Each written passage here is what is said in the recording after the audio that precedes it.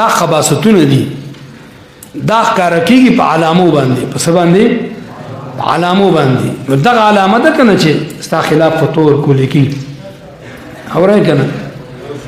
ته به دا وایې چې زه به متاثره شم زما اډو پروا نشته زما اډو پروا نشته که ته 2 کروڑو فتوی ورکې زه خپل میشن جاری ساتم زما اډو پروا نشته فتوی ورکوه او زما دی الله په ذات باندې قسم وي چې دا فتوا زه د مدرسې د طالب العلم د پیشاب نیم لاندې ګڼم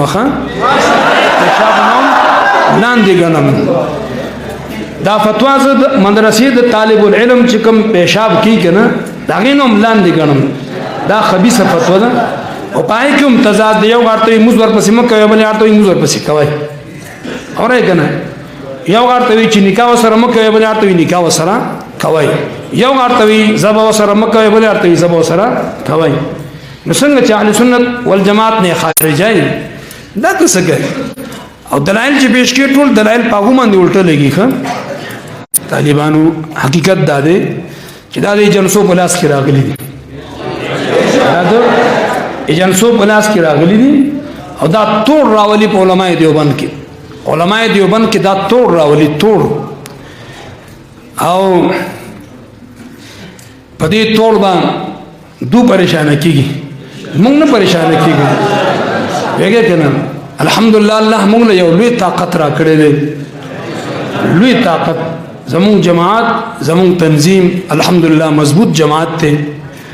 او په اصول برابر جماعت ته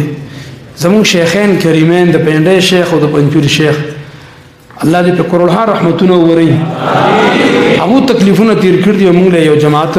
تیار کړی دی زه اکثر طلباو ته وایم چې صرف تقریرونه پسې مه ځئ مطالعه وکړئ دا اختلافي مسائل چې څومره دي زموږ د اشاعت چې څومره کتابونه لیکلی شوي دي په سوونو کتابونه لیکلی شوي دي زموږ دا مختصر درس دی ډېر مختصر درس دی زموږ الحمدلله مدرسه دارالتصنیف هم دی الحمدلله زموږ د دې مدرسې په درجنونو کتابونه الحمدلله چاپ شوي دي د اشاعت چې څومره کتابونه دي هغه واخلئ او د هغې مطالعه کوئ تاسو ګورئ چې